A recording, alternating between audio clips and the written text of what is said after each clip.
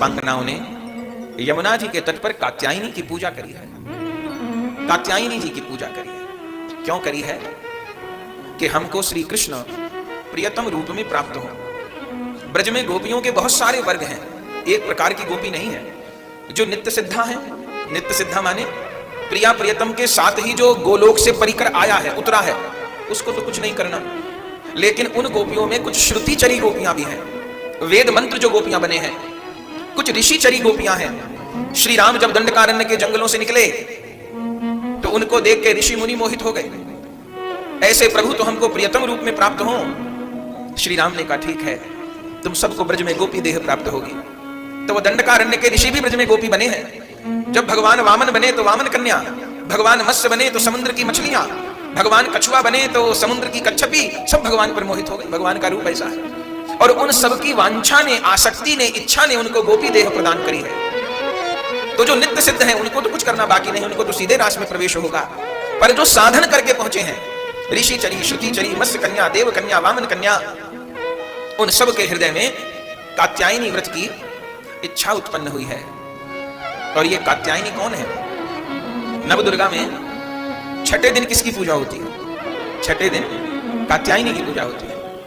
और देवी कात्यायनी कैसे प्रकट भई आप जानते हैं? सती जी के 51 जगह या कहीं कहीं पुराणों में 108 जगह अंग गिरे हैं, तो वहां वहां पीठ की स्थापना हुई है ना। तो कात्यायनी पीठ कहां बनी है? जहां देवी के केश गिरे हैं। और देवी के केश कहां गिरे हैं? देवी के केश ब्रज में गिरे हैं, इसलिए कात्यायनी पीठ ब्रज में है। और ब्रज में ही केश क्यों गिरे हैं?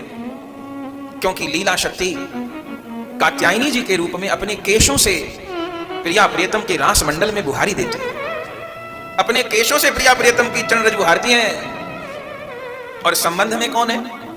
परसों हमने सुना था, संबंध में श्री कृष्ण की छोटी बहन है, यशोदा जी से तो प्रकट हुई है। और भगवान ने इनको आशीर्वाद भी खूब दिया, तुम्हारी कलयुग में खूब पूजा होगी, खूब लोग तुम्हारी पूजा करके मनोरथ पूरा करेंगे। यशोदा जी की बेटी है, श्री कृष्ण की छोटी बहन है। तो कोई कह सकता है कि गिरिराज लीला में तो भगवान ने अनन्यता की बात बताई, और यहां जो गोपियां कात्यायनी की पूजा कर रही हैं, तो इससे अनन्यता भंग नहीं होगी क्या? नहीं होगी। क्यों नहीं होगी? क्योंकि साध्य श्री कृष्ण है।